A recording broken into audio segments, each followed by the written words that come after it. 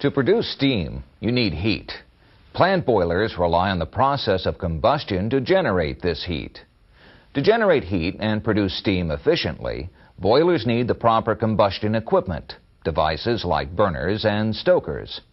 Safe and cost-effective steam production also requires careful control of the various boiler flow paths.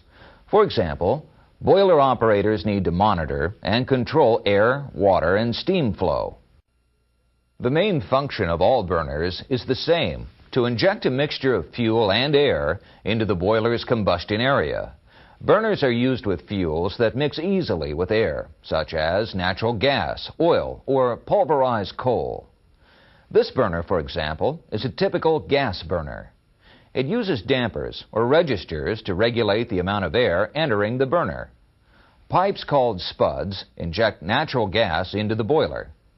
This is an impeller. It's basically a stationary plate with openings, or vanes, that cause the air to swirl around and thoroughly mix with the gas.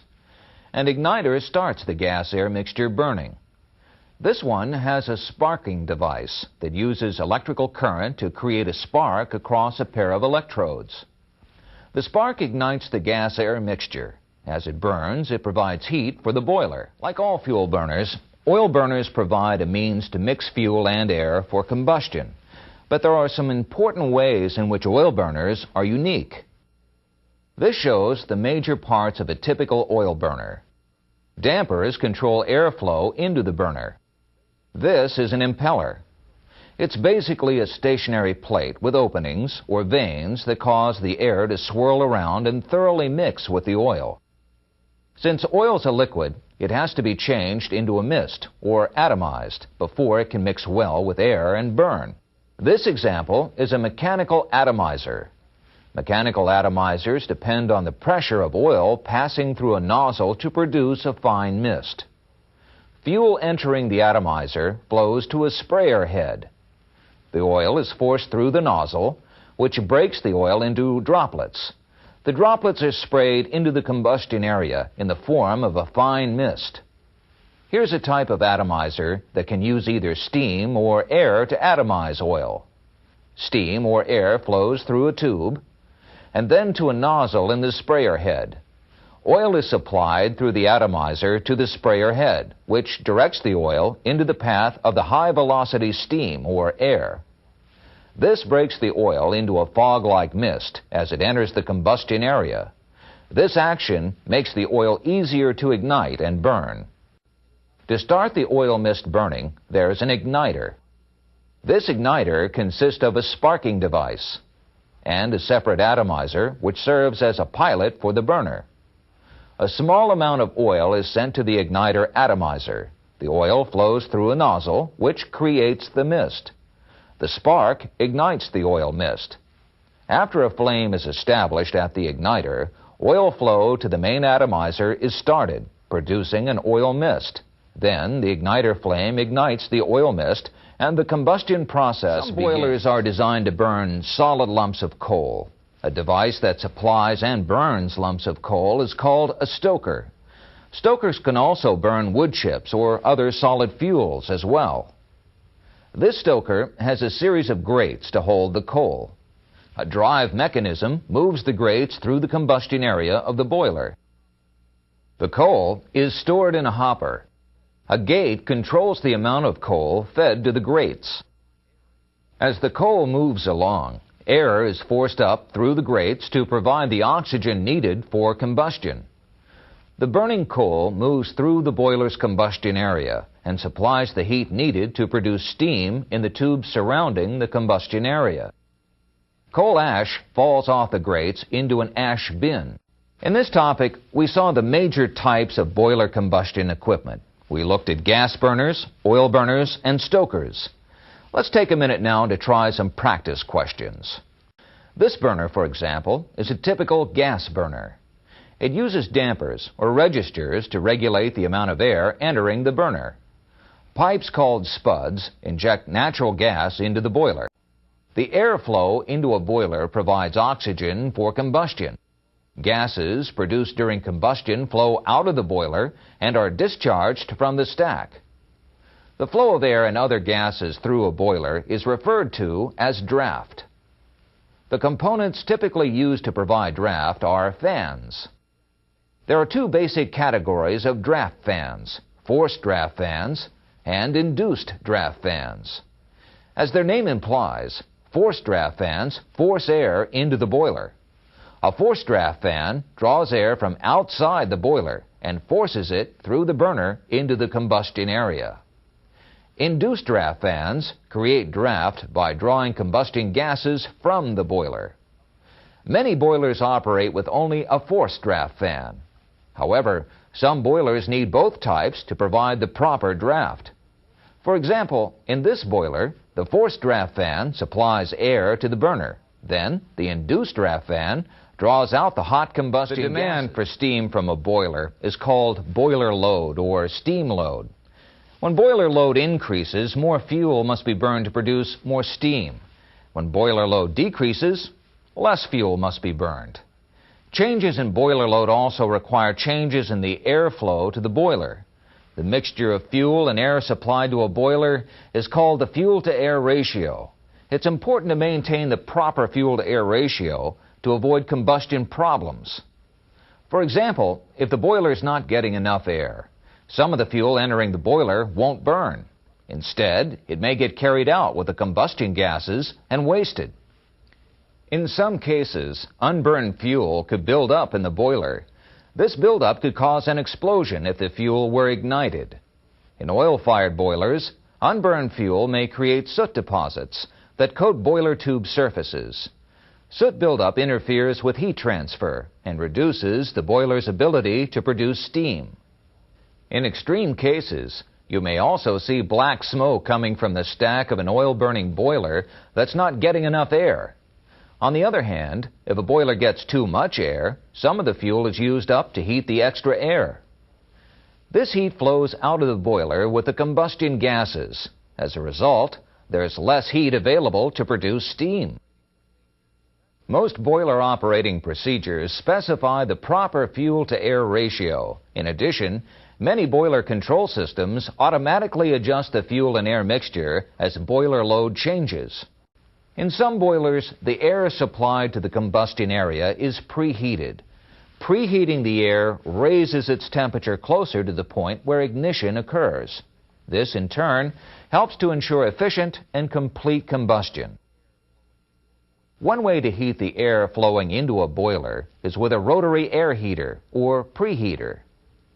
This one consists of a series of heating surfaces or elements which are connected to a motor-driven shaft.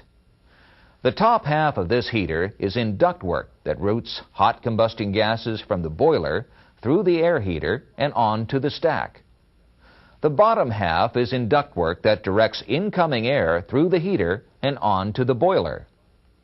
A seal prevents hot combustion gases from mixing with the air flowing to the boiler. The heating surfaces rotate through the hot combustion gases. So, in this section, the heating surfaces are warmed by the hot gases. Then, the rotating heating surfaces transfer heat to the cooler air flowing to the boiler. The warmed air is sent to the boiler's combustion area. With this design, heat that would otherwise leave through the stack unused preheats the air entering the boiler, so the boiler operates more efficiently. The mixture of fuel and air supplied to a boiler is called the fuel-to-air ratio. It's important to maintain the proper fuel-to-air ratio to avoid combustion problems. For example, if the boiler is not getting enough air, some of the fuel entering the boiler won't burn. Instead, it may get carried out with the combustion gases and wasted. In some cases, unburned fuel could build up in the boiler. This buildup could cause an explosion if the fuel were ignited.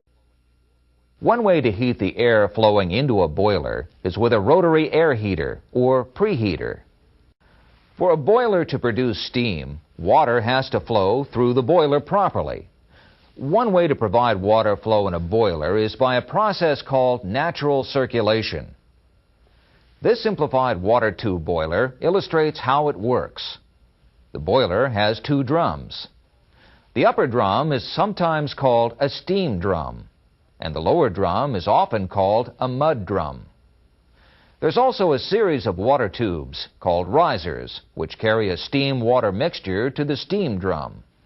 And this one has a downcomer, which carries water from the steam drum to the mud drum. Boilers normally have several downcomers. In addition, there's a feed water inlet and a steam outlet. The water tubes in the lower drum are filled with water. The steam drum is only partially filled. There's enough space in the steam drum to allow steam to collect. As combustion occurs, the water tubes that surround the combustion area heat up. As heat is transferred to the water in these tubes, the water becomes less dense and lighter than the cooler water elsewhere in the boiler. Some of this water turns to steam. As a result, the heavier, cooler water flows downward into the lower drum, and the lighter steam-water mixture flows into the steam drum. Then, as the cooler water is heated, it too becomes lighter.